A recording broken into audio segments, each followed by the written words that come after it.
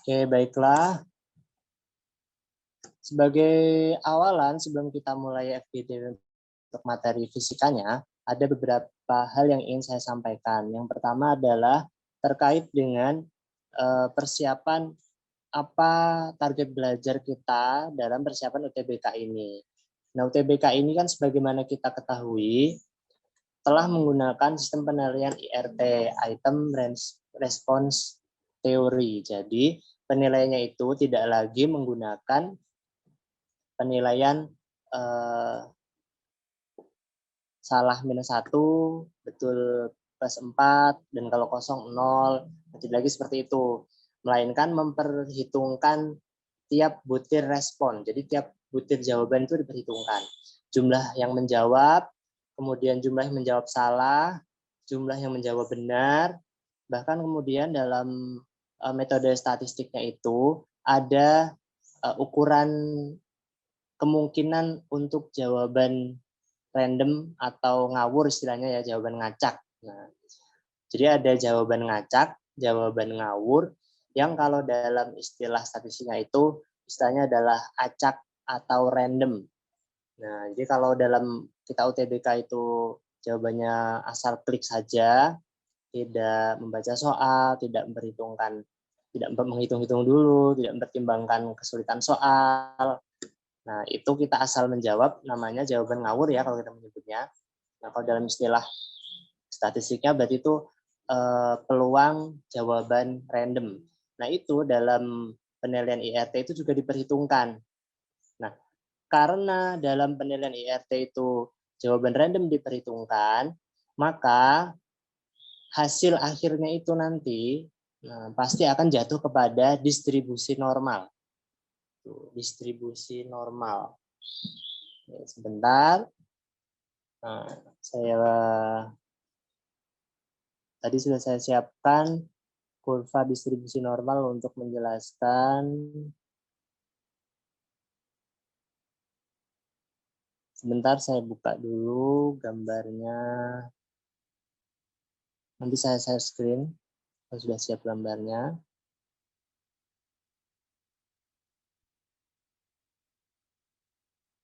Jadi kalau jawaban ngawur itu apalagi peserta UTBK kan ratusan ribu ya. Misalnya saja kita anggap totalnya hampir 800.000, gelombang 1, gelombang 2. Berarti misalnya satu gelombangnya adalah 400.000 peserta. Jadi ada sekian banyak penjawab atau istilahnya big data ya, banyak yang menjawab, banyak yang mengklik jawaban. Dan karena tidak ada nilai minus, maka tidak ada yang menghalangi untuk jawaban ngawur atau jawaban random. Nah, yang namanya random itu nanti maka akan jatuh kepada distribusi sebaran normal. Sebentar.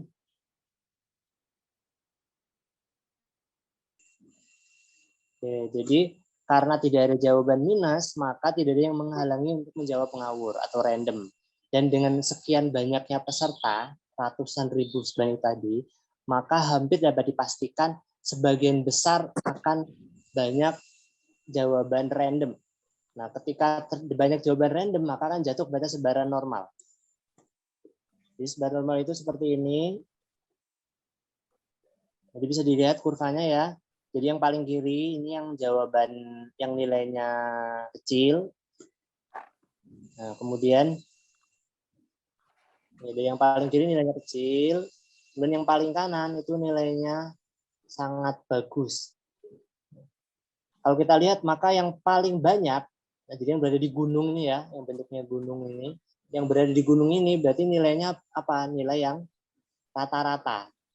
Tuh, jadi sekali lagi hampir dapat dipastikan bahwa kalau ratusan ribu peserta ini tidak ada nilai minus, maka kemungkinan besar pasti jawaban ngawurnya atau jawaban randomnya banyak.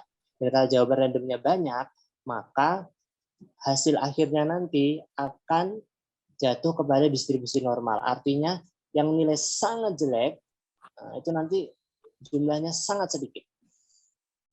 Jadi di bawah yang sangat jelek itu sangat sedikit, di bawah 3%.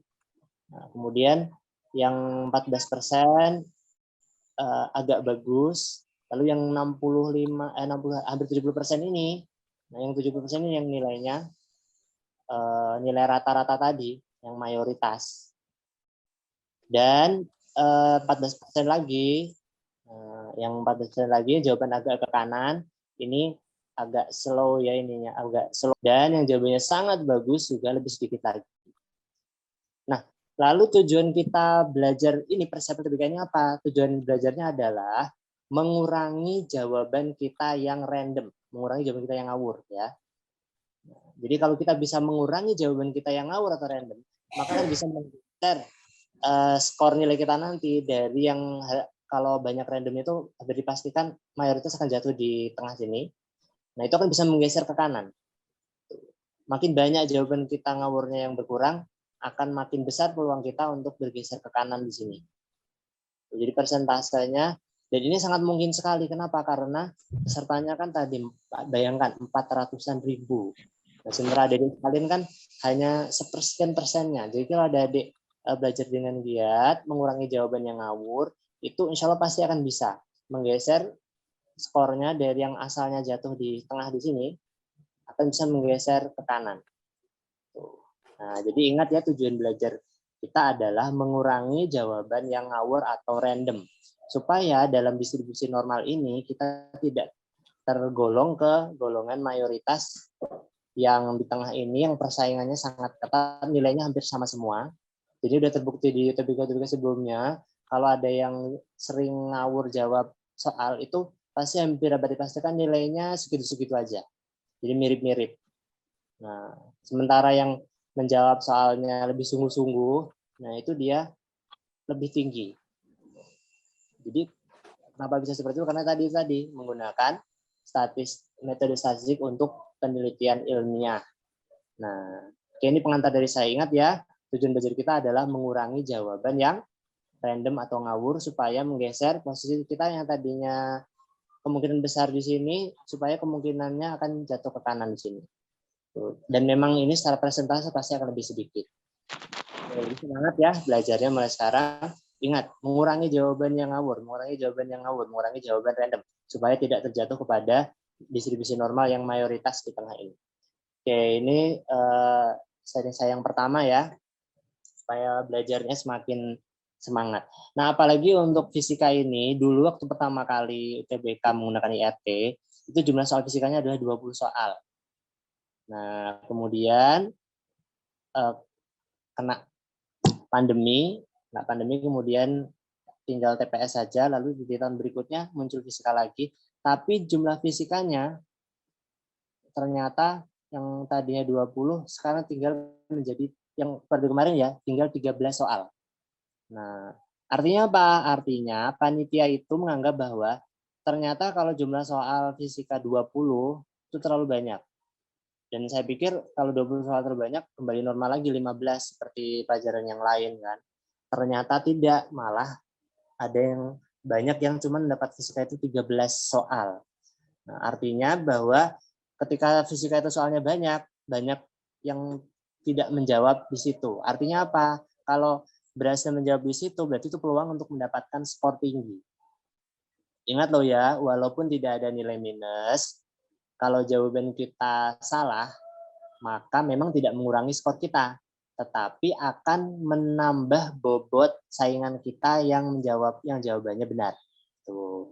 Jadi ingat-ingat sekali lagi, memang jawaban ngawur kita nggak akan membuat skor kita berkurang, tetapi malah akan menambah nilai atau menambah bobot bagi saingan kita yang jawabannya benar.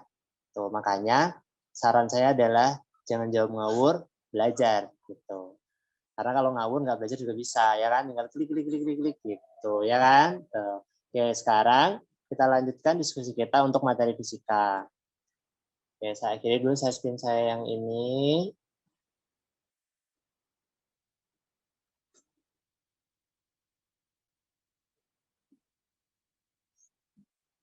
Oke, sekarang saya lanjutkan untuk ya, jadi materinya secara garis besar itu ada 19 blok besar ya, seperti yang saya jelaskan waktu itu, mulai dari besaran fisika, kinematika, dinamika partikel sampai ke induksi elektromagnetik, optika, teori relatif khusus, dan teori kuantum. Nah, memang yang paling banyak itu adalah yang ini, mekanika. Mekanika itu mulai dari besaran, kinematika, tentang gerak benda, gaya, usaha, energi, momentum, impuls, termasuk getaran gelombang, fluida, itu mekanika semuanya. Itu paling banyak ya. Termasuk di UTBK sebelumnya juga soal fluida, keluar gabungan fluida statis dan dinamis. Kemudian soal tentang bunyi dan soal tentang cahaya itu kan bagian dari gelombang, kan? Nah, di dalam inti materi fisika itu halaman 291-385 itu babnya kan garis besar seperti sebagaimana saya tampilkan ya. Nah, waktu itu kita sudah di FGD sebelumnya kita sudah sampai pada pembahasan yang usaha dan energi. Jadi kadang-kadang apalagi soal tentang mekanika ya, nah itu bisa jadi soal itu adalah gabungan dari beberapa blok materi. Misalnya karena usaha dan energi itu ada energi, ada juga gaya, maka materi tentang gaya dan materi tentang gerak, materi tentang energi itu bisa masuk ke materi usaha dan energi. Oke, misalnya waktu itu saya contohkan untuk usaha dan energi adalah sebagaimana ditampilkan di dalam buku ya, buku inti materi ya, untuk usaha dan energi. Nah, misalnya usaha dan energi ini pada buku ada pada halaman 306.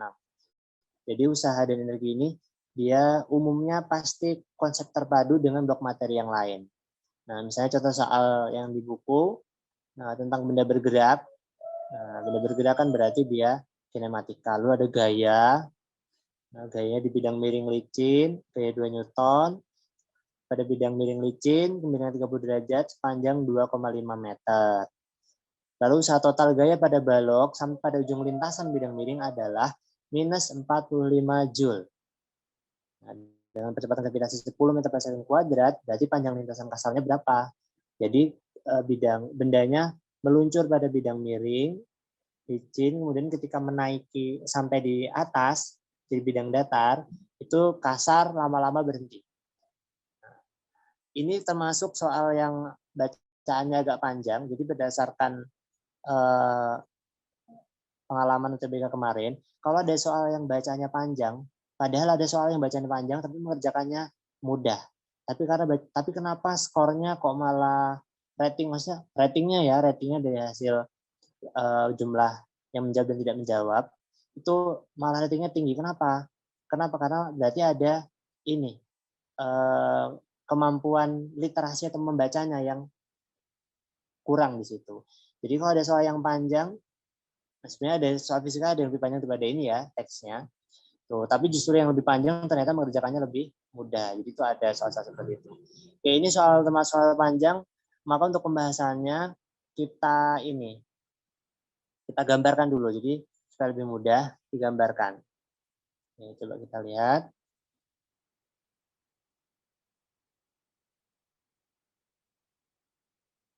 Nah, jadi kita gambarkan. Sebentar. Bendanya meluncur di bidang kasar. Kemudian AB itu kasar, misalnya kita gambarkan dari A ke B itu kasar. Lalu kemudian dari B ke C naik di bidang miring licin. Nah, lama-kelamaan dia berhenti. Nah, usaha total dari A sampai C tadi kan negatif ya. Nah, karena ada usaha total, berarti kita pakai usaha total. Berarti usaha total dari A sampai ke C itu adalah usaha total WAC, usaha total AC sama dengan W atau usaha total dari A ke B ditambah usaha dari B ke C. Nah, karena bidang AB itu adalah bidang kasar, bekerja gaya gesek, nah, berarti ada WAB-nya kita ubah menjadi gaya gesek di F kali S ya, usaha sama dengan F kali S, gaya kali perpindahan. Gaya geseknya adalah F kecil, S-nya atau perpindahannya adalah X atau panjang AB. Nah, kenapa negatif? Karena gaya gesek itu selalu melawan gerak. Tuh, jadi kan selalu melawan gerak, maka usaha gaya gesek itu dia sebagai usaha dia adalah negatif. Negatif Fx. Nah, karena F-nya adalah besar gaya gesek. Nah, kemudian dari B ke C, itu dia naik ya. Nah, berarti ada usaha gaya, karena gaya licin berarti usaha geseknya udah selesai. Ada usaha gaya gravitasi dari B ke C.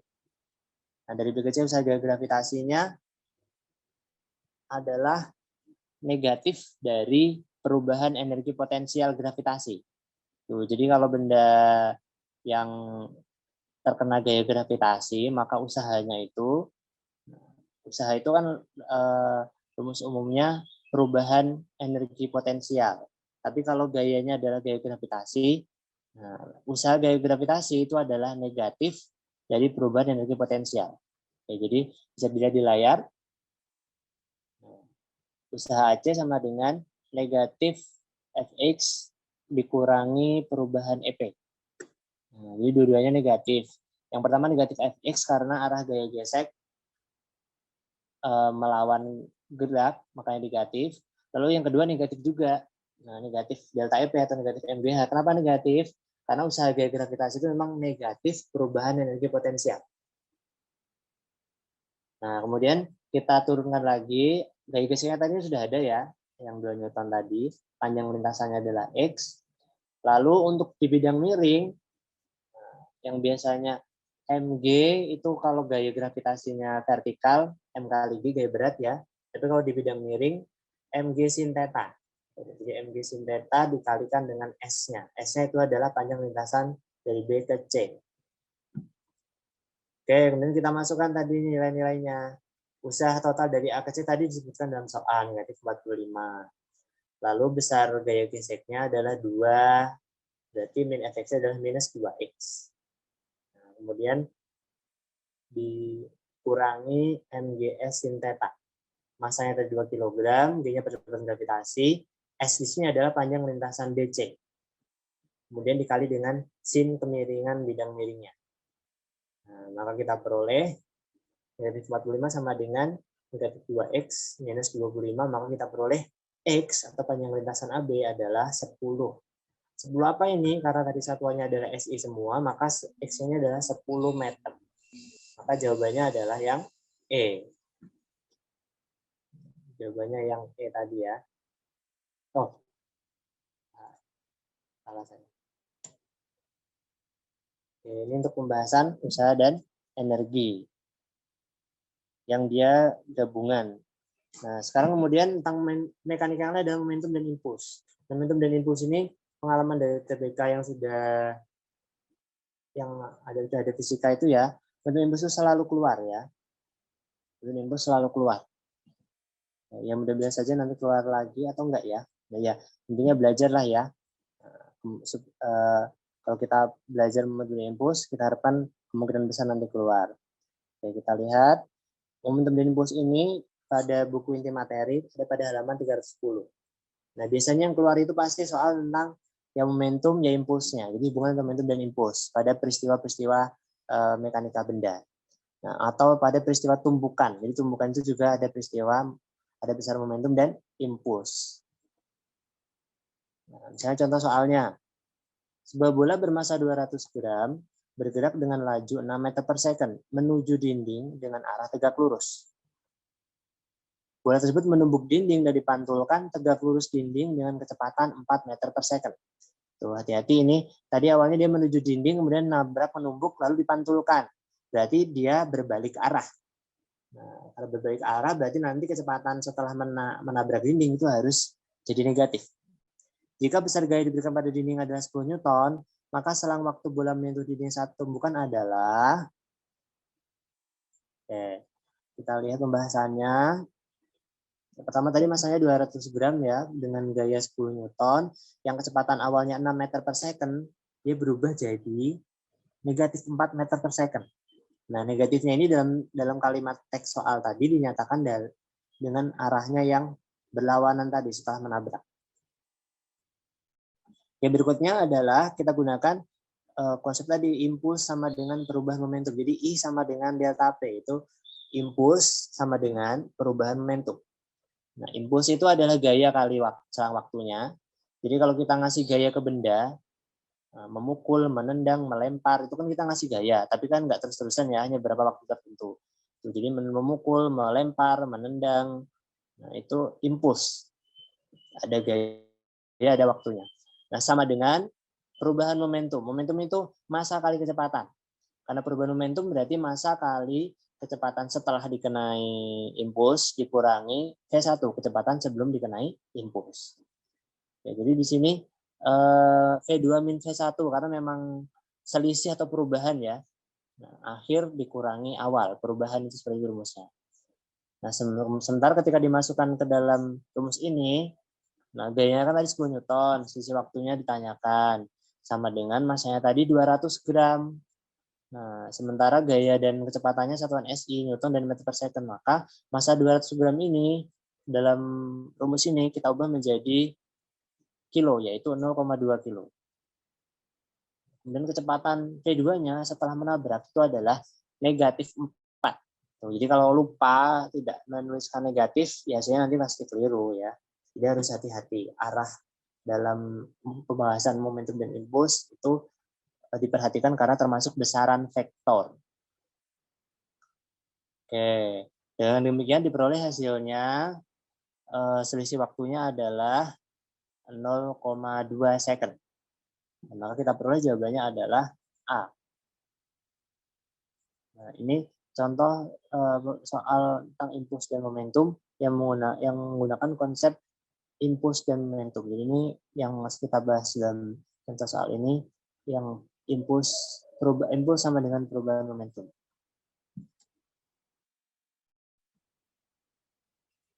Oke, berikutnya masih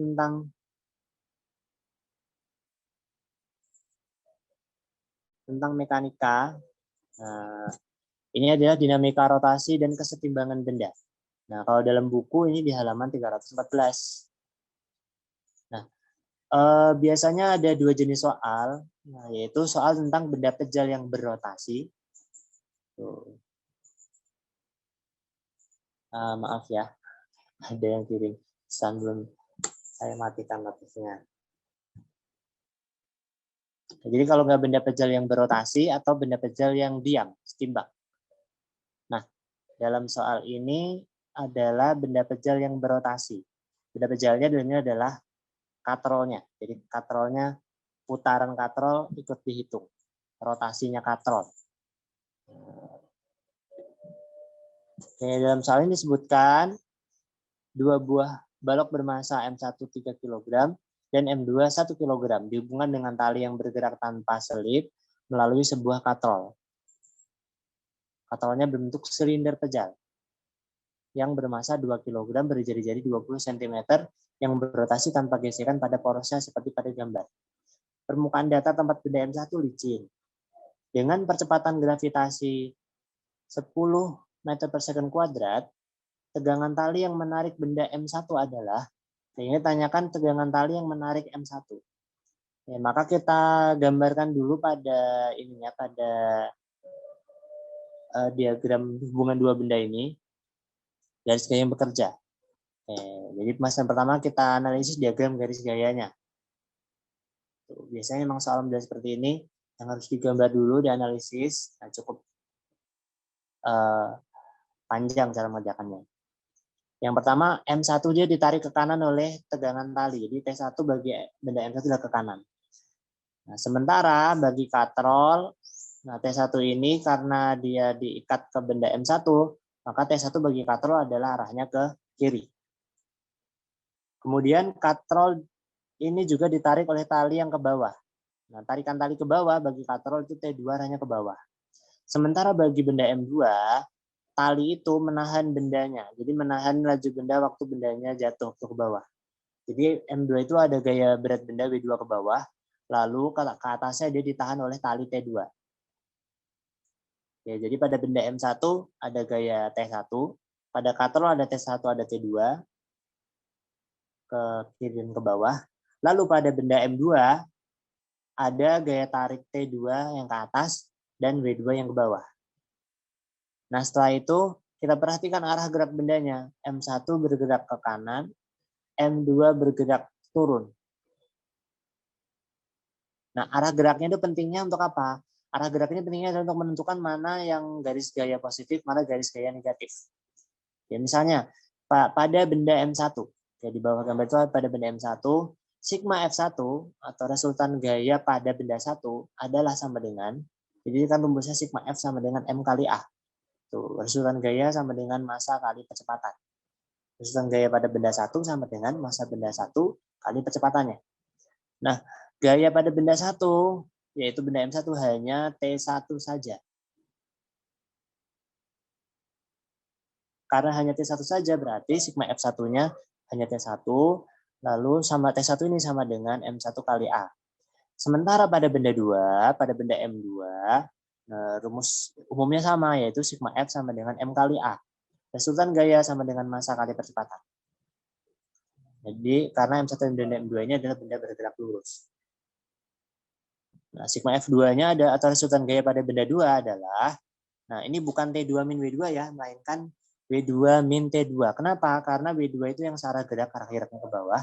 Lalu T2 bagi benda M2 itu arahnya nahan dia ke atas, menahan dia ke atas. Nah, makanya W2 minus T2. Sama dengan massa benda A kali percepatannya. Nah, ini pada benda 1 dan pada benda 2. Oke, kemudian, lalu pada katrolnya bagaimana? Nah, katrolnya tadi kan dia berotasi ya. Kalau berotasi itu dia gerak rotasi. Kalau gerak lurus tadi sigma F sama dengan M kali A. Resultan gaya sama dengan massa kali percepatan. Nah, sedangkan pada benda rotasi, rumus umumnya adalah sigma torsi sama dengan I kali alfa. Jadi sigma torsi atau sigma momen gaya, pada kata tadi adalah sama dengan momen inersia I dikali alfa. Alfa itu adalah percepatan sudut. Nah, kita coba kembali lagi ke gambar katrolnya.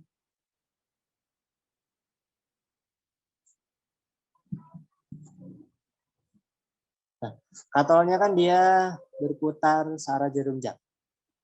Nah, T2 itu memutar katrol searah jarum jam, sementara T1 memutar alkator melawan jarum jam.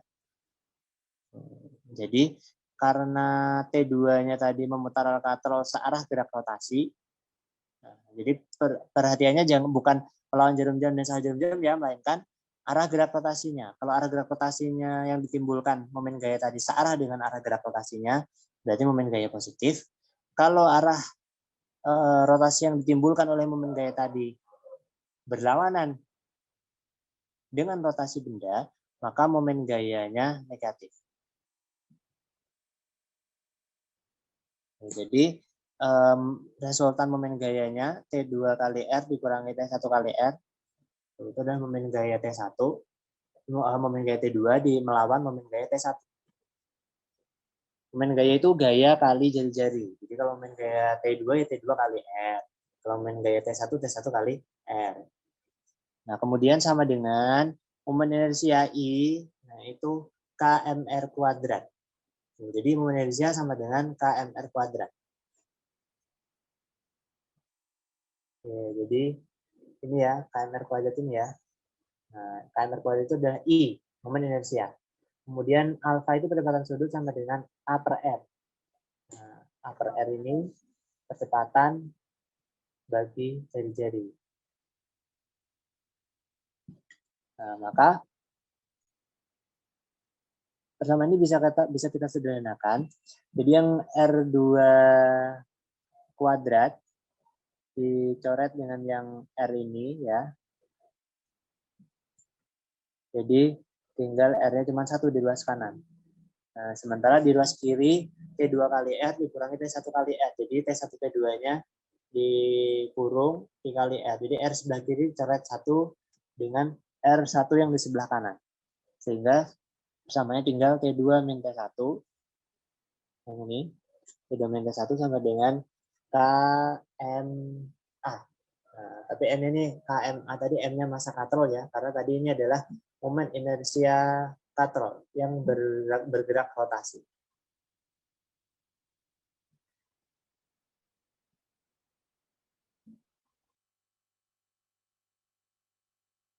Oke, berikutnya untuk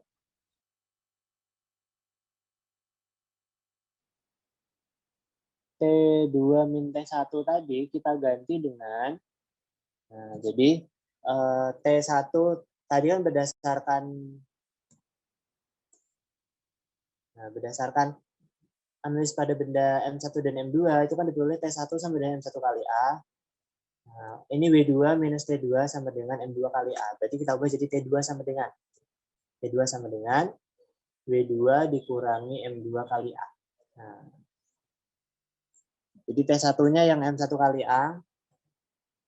Nah, M1-nya 3 kg dikali dengan A percepatannya. Kita lihat dalam soal tadi.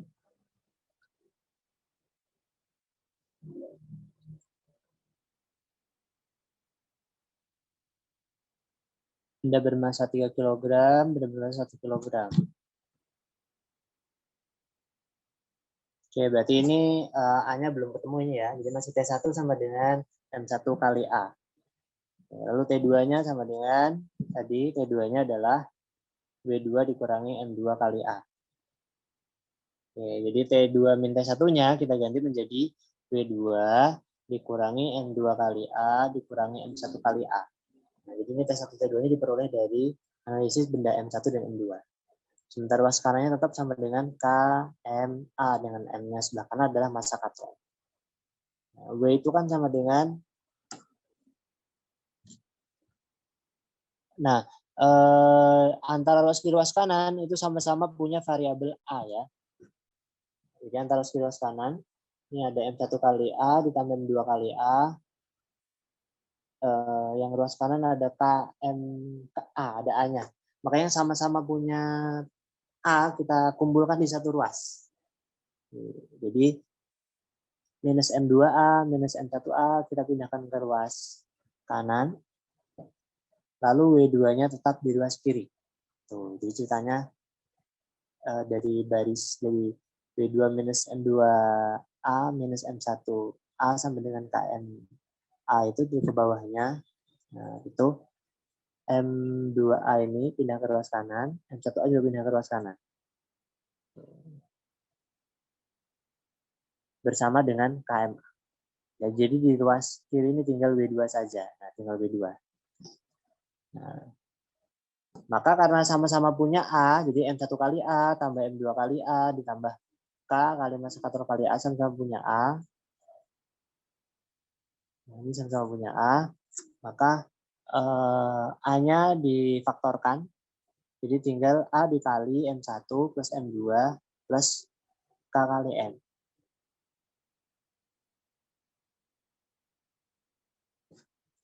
Kemudian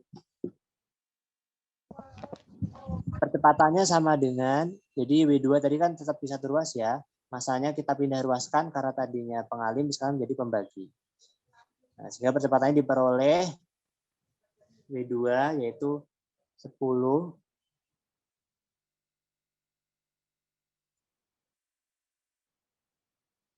sebentar, khawatir waktunya.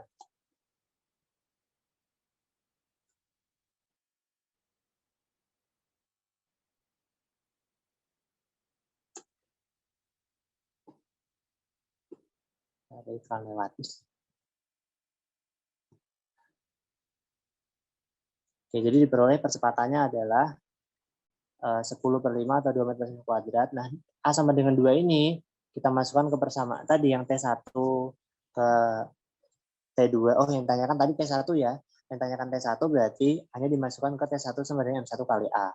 Kalau yang tanyakan T2, A ini dimasukkan ke persamaan T2. Sehingga diperoleh jawabannya adalah yang D.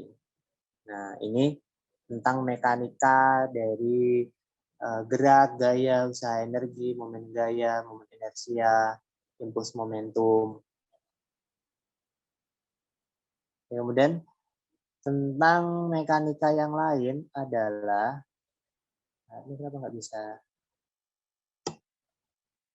Ya, sudah kita nggak usah kembali ke depan lagi ya. Jadi mekanika berikutnya tentang getaran atau sebenarnya gerak juga dia. Getaran itu gerak, gerak harmonis, gerak bolak-balik.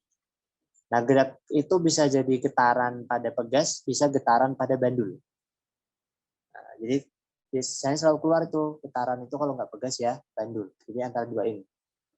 Nah, atau kalau nggak persamaan getarnya, persamaan getaran. Nah, ini ada di buku inti materi TBK ada pada halaman 322. Jadi ada getaran pegas, ada getaran bandul, lalu ada persamaan getaran. Nah, persamaan getaran itu bisa jadi persamaan simpangan getaran, persamaan kecepatan getar, atau percepatan getar. Jadi kita lihat contoh soalnya. Sebuah benda 0,2 kg diikat pada sebuah pegas dengan konstanta pegas 320 Nm per meter pada bidang getar legend seperti pada gambar. Oke, itu ada bendanya massa M diikatkan dengan pegas biasanya konstanta K.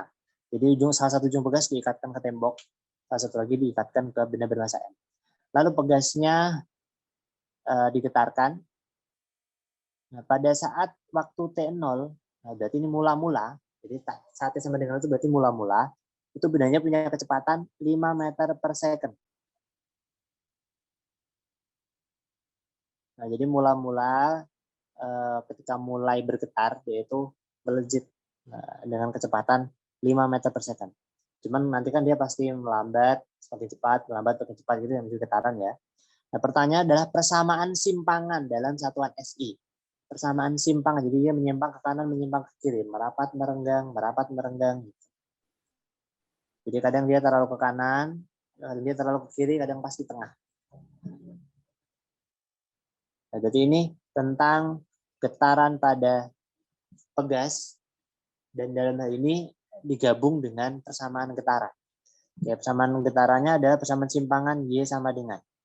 Nah, makanya tadi pilihan ABCD-nya adalah oh ya ini boleh Y sama dengan, boleh X sama dengan ya. Jadi kalau getaran itu boleh Y sama dengan, boleh X sama dengan. Terserah boleh X, boleh Y. Beda dengan gelombang ya. Kalau gelombang itu dia getaran yang merambat. Tuh, jadi ada X dan Y punya besaran yang berbeda kalau pada gelombang. Tapi kalau pada getaran X sama dengan boleh, Y sama dengan boleh. Makanya di sini pilihan ABCD semuanya adalah Y sama dengan sekian sin, sekian cos gitu kan. Nah, kita lihat persamaan getaran itu, oke pertama kita kan tadi diketahui massa 0,2 kg, konstanta pegas itu K konstanta pegas ini ya, sama dengan 320 Newton per meter. Kemudian saat T sama dengan 0, V-nya maksimum. Nah, jadi ada kata-kata T sama dengan 0, dan ada kata-kata simpangan benda 0. Jadi T sama dengan 0, Y sama dengan 0, berarti karena dia saat Y sama dengan 0, V-nya adalah V maksimum. Jadi Y sama dengan 0 itu maksudnya kalau getaran itu, kalau bandul itu pas di tengah. Kalau paling kanan, paling kiri, pas di tengah, dia itu Y sama dengan 0. Nah, pas di tengah itu kan paling kenceng ya, bus gitu. Nah, waktu dia lewat, dia melambat. Berarti sesaat kembali lagi makin cepat pas di tengah, yaitu saat simpangan 0 atau saat titik kesetimbangan, saat Y sama dengan 0, maka V-nya itu adalah V maksimum. Ya, jadi di sini V-nya V maksimum. Kenapa? Karena Y-nya sama dengan saat itu sama dengan 0, maka V saat Y sama dengan 0 itu adalah V maksimum. Ini adalah getaran, persamaan getaran. Oke, yang ditanyakan adalah persamaan Y dalam satuan SI. Y itu, nah, simpangan getar Y itu adalah fungsi waktu. Jadi persamaan umumnya adalah Y sama dengan A sin omega T plus sudut fase mula-mula. Jadi simpangan sama dengan A besar itu amplitudo kali sin omega T plus sudut fase mula-mula. Nah, maka untuk melengkapi persamaan itu, kita perlu apa? Kan Y sama dengan sekian sin atau cos sekian T. Artinya kita perlu nilai yang ada di sebelah kiri sin, yaitu nilai A besar, amplitudo. Lalu kita perlu, kan sekian T, berarti yang nempel di T itu adalah kecepatan sudut, omega. Kemudian plus sudut fase mula-mula, kita perlu fase mula-mula. Nah, karena pada saat T sama dengan 0, dia ada di Y sama dengan 0, berarti dia mula-mula 0. Oh, belum ya. Salah saya bertanya. Tadi kita mulai dari apa tadi? Dari kecepatan sudut omega dulu. Nah, omega itu rumusnya saya tampilkan agak banyak ya. Jadi bisa omega sama dengan 2PF. Tuh, jadi ini omega sama dengan 2PF. Atau omega, nah F-nya itu kan ini. F-nya untuk F apa? F pegas. Jadi ada frekuensi pegas, ada frekuensi bandul. Rumusnya berbeda ya antara pegas dan bandul. Kalau pegas itu frekuensinya 1/2 pi akar K per M. Kalau pada bandul nanti 1/2 pi akar G per L. Tuh. Nah, 2-nya dicoret. Berarti kita boleh dihafalkan rumus bahwa kecepatan sudut omega ini sama dengan akar K per M. Ini kalau pada pegas. Kalau pada bandul berarti akar G per L. Jadi omega sama dengan akar K per M kalau pada pegas. Omega sama dengan akar G per L kalau pada bandul. Sehingga karena omega sama dengan akar K per M, tadi kan ada K ya, K itu konstanta pegasnya. Jadi akar 320 per massa per 0,2. Nah, 320 di akar dari 320 dibagi 0,2. Nah, atau 3.200 bagi 2 gitu ya. Jadi atas kali 10, bawah kali 10. Jadi 3.200 dibagi 2. Banyak yang WA ya, maklum orang sibuk. Oke, kita lanjutkan. Akar K per M, 20 dibagi 0,2, atau 3.200 bagi 2, jadinya akar 1.600. Maksud 600 itu 16,00. Nah, 16 itu akarnya 4, 00 berarti akarnya adalah 40 radian per second. Oke, jadi kita udah dapat omeganya. Kan tadi yang nempel di T omega, 40 T.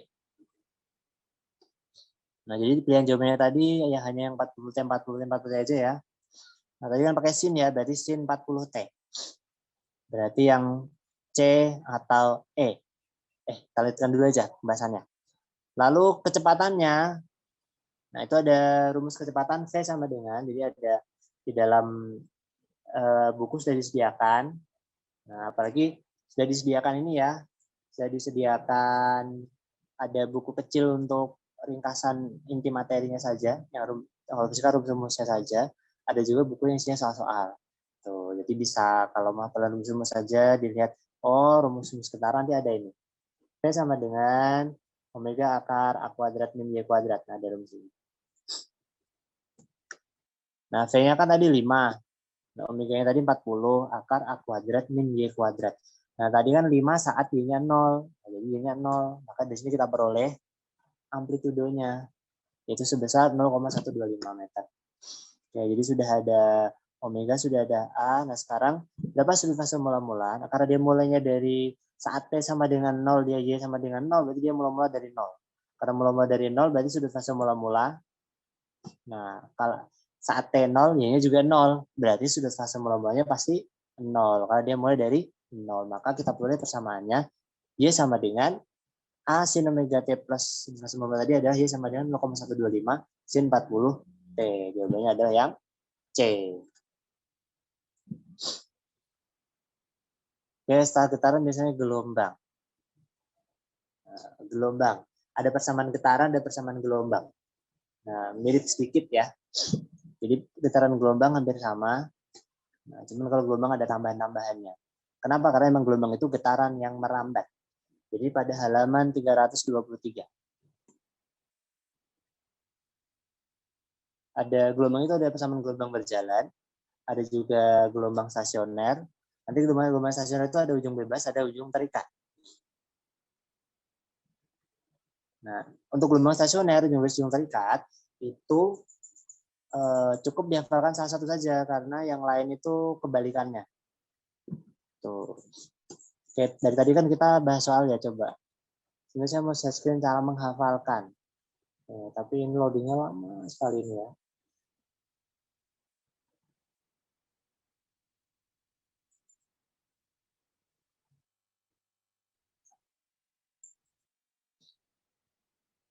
Oke, kita ke contoh soalnya saja.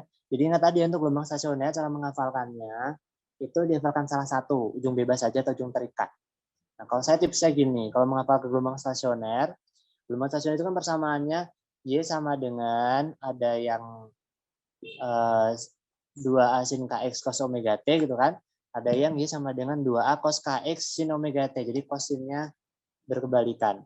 Makanya dihafalkan salah satu aja. Jangan dihafalkan sin di depan, cos di belakang, jangan ya. Tapi KX dan omega T-nya nempel di mana gitu. Dan itu dihafalkan salah satu aja. Misalnya kalau saya hafalkan adalah yang KX-nya.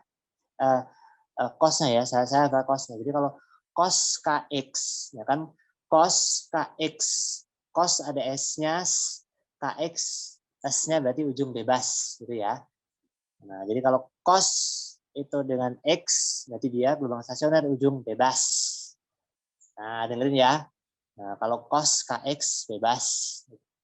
Nah, kalau cos-nya itu omega T, nah kalau cos dengan T kan set gitu ya, berarti cos omega T. Cos, berarti ujung terikat. Nah, jadi kalau saya menghafal gelombang stasioner, yang cos KX ujung bebas berarti. Ini nanti sinnya sin omega T. Gitu. Nah, oke, kita lanjut ke contoh soal. Ini ada satu persamaan gelombang. Persamaan gelombangnya Y sama dengan 0,20 sin 0,40 pi kali X min 60 T. Jadi ini bukan sin cos, bukan kosin, berarti ini gelombang stasioner, gelombang berjalan. Karena gelombang stasioner tadi ada sin cos atau kosin. Nah, semua jarak diukur dalam sentimeter dan waktu dalam second. Oke, berarti nanti semua jarak dalam sentimeter, misalnya panjang gelombang ya sentimeter, cepat rambat sentimeter per second, kecepatan getar sentimeter per second juga, percepatan getar sentimeter per second kuadrat, amplitudo sentimeter. Nah, jadi semua jarak diukur dalam sentimeter, artinya seperti itu. Oke, sekarang kita lihat maka apa ini? Oh, 4 pernyataan. Biasanya memang kalau persamaan gelombang itu sering keluarnya dalam bentuk pernyataan-pernyataan mana yang benar ya. Jadi dari persamaan Y sama dengan itu, sekian sin, sekian X, sekian T, itu pernyataan mana yang benar? Pernyataan 1, 2, 3, 4. Pernyataan 1 menanyakan panjang gelombang. Persamaan kedua frekuensi. Pernyataan ketiga gelombang menjalar dengan kecepatan, berarti kecepatan rambat gelombang. Yang keempat, simpangan gelombang, berarti itu Y, yaitu 0,1 cm, pada X sama dengan sekian, 35 per 12 cm, dan saat T sempat 24 second. Oke, kita lihat pembahasannya, karena pernyataannya ada 4, ya kita bahas satu-satu ya.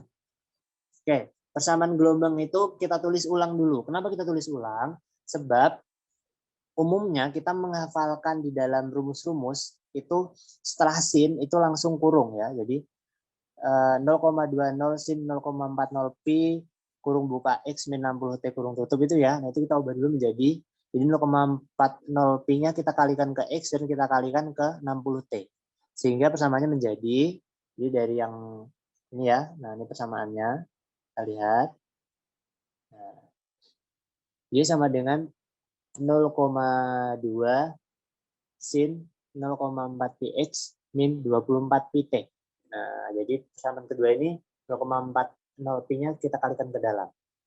Kemudian persamaan yang sudah kita jadikan standar ini, jadi yang kita bandingkan dengan persamaan umumnya, yaitu Y sama dengan A sin omega T min KX.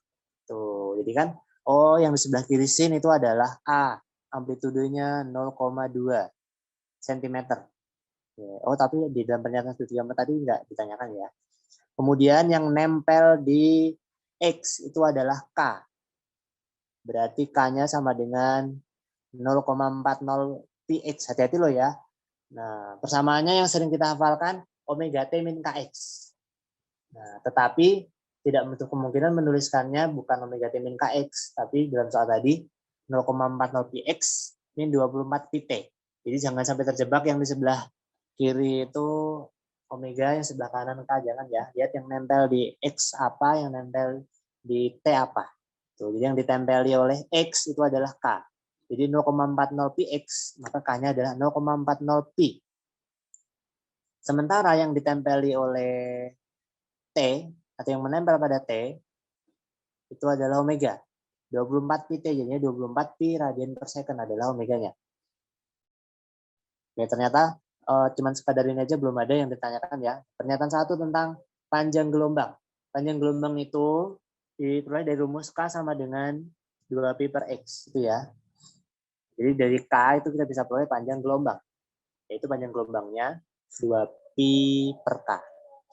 Nah, K-nya tadi berapa? 0,4 pi. Jadi 2pi dibagi 0,4 pi. Pi-nya dicoret, 2 dibagi 0,4. Nah, atau atas kali 10, bawah kali 10. Jadi 2 bagi 4, yaitu 5. Berarti panjang 5 cm.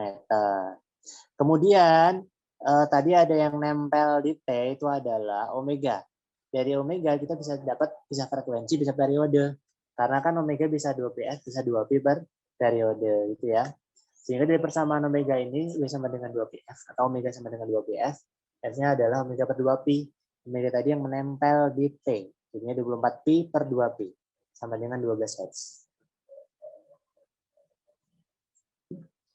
Lalu pernyataan ketiga tadi tentang cepat lambat gelombang. Nah, cepat lambat gelombang rumusnya ada banyak ya. Bisa dilihat nanti di buku inti materi TBK halaman 323. Nah, jadi cepat lambat tuh cuman yang di sini saya ambil yang ini, P sama dengan omega per K. Nah, omega itu kan yang nempel di T, K itu yang nempel di X. Jadi yang kalau menghafalkannya mungkin boleh begini. V sama dengan yang nempel di T dibagi dengan yang nempel di X gitu. Yang nempel di T tadi adalah 24 pi gitu kan. Yang nempel di T adalah 0,4 pi. Jadi cara menghafalkan itu juga boleh ya.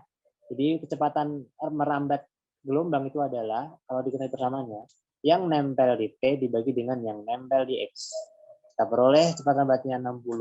Karena tadi jarak dalam cm, maka 60-nya adalah cm per second. Pernyataan keempat, simpangan gelombang itu kan Y sama dengan, ya udah kita masukkan saja X sama dengan berapa itu? X sama dengan 30/12 dengan T sama dengan 1/24. Kepersamaan Y sama dengan 0,20 sin 0,40 pi kali X min 60 T. Nah, kita substitusikan. Kalau bahasa matematikanya substitusikan ya. Disubstitusikan X dan T-nya dengan X sama dengan 35/12 cm dan T sama dengan 1/24 second. Nah, maka diperoleh sin-nya itu adalah sin 0,4 pi kali 5/12. Nah, kalau 0,4 kali 5 itu kan 2 ya. 2/12 berarti 1/6. Jadinya sin-nya sin 1/6 pi atau pi per 6. Nah, karena ini satuan SI, jadi itu adalah pi per 6 radian. Nah, kalau diubah ke derajat, pi itu adalah 180 derajat. Tuh, jadi yang sin 0,4 ini, 0,4 pi 5/12. Nah, itu kan hasilnya sin pi per 6. Pi per 6 itu 30 derajat, jadinya 0,2 sin 30 derajat. Sin 30 derajat setengah. Setengah dari 0,2, 0,1. Ya, berarti jawabannya adalah pernyataan 1 tadi betul, cocok, 2 juga cocok, 3 cocok, 4 juga cocok, berarti betul semua. Kalau betul semua jawabannya adalah E. Cuman itu tadi betul semua. Kalau 1, 2, 3, 4 betul semua itu kalau yang aturan lama ya. Kalau yang UTBK kemarin kan pernyataan-pernyataannya memang ada, tapi sudah tidak lagi. Kalau jawaban A benar itu A itu 1, 2, dan 3 benar. Kalau B 1 dan 3 benar. C 2 dan 4 benar. Kalau Do atau D 4 saja yang benar. Kalau E benar semua. Itu aturan dulu ya. Tuh, jadi kalau yang UTBK yang kemarin-kemarin ini ya terserah di soal tuh kan. Ada yang 1 dan 2, 1 saja, 4 dan 3 dan 4. 2 dan 4, 1 dan 4, terserah soalnya. Jadi polanya berbeda. Jadi memang kuncinya harus belajar supaya jawaban ngawurnya berkurang. Ya, ingat yang ngurangi jawaban yang ngawur. Ngurangi jawaban yang ngawur. Bagaimana caranya? Belajar. Pak, maaf, waktunya sudah habis. Oke, ini udah habis untuk presentasi atau habis untuk semuanya? Iya. Ada tanya jawab nggak? Sudah sejam soalnya, Pak. Oh, iya, iya, iya. Oke. Jadi sebagai closing ya, ini tadi pesan saya, kalau kamu banyak ngawurnya, kamu akan terjatuh pada distribusi normal, dan kemungkinan besar paling banter hanya bisa jatuh di nilai yang tengah yang saingannya banyak tadi. Nah, itu paling beruntung ya. Nah, sementara kalau supaya kita jawaban ngawurnya berkurang tadi, belajar. Nah, jadi soal-soal yang di ini apa? Soal yang di bukunya udah banyak ya soalnya ya, udah ada dipilih-pilihkan soalnya loh itu ya. Nah, itu digunakan untuk materi belajar supaya apa? Supaya jawaban ngawur kita banyak berkurang karena kita banyak belajar. Oke, demikian. Apabila kurang lebihnya saya mohon maaf. Tetap semangat belajar, diniatkan ikhlas untuk menuntut ilmu, mendapatkan pahala dari Allah, dan juga berbakti kepada orang tua. Oke, jadi apapun hasilnya, kalau kita ikhlas dan caranya benar, insya Allah pasti dapat pahala. Dan nanti akan diberikan hasil yang terbaik. Amin, amin, ya rabbal alamin. Oke, saya tutup akhiri. Wassalamualaikum warahmatullahi wabarakatuh.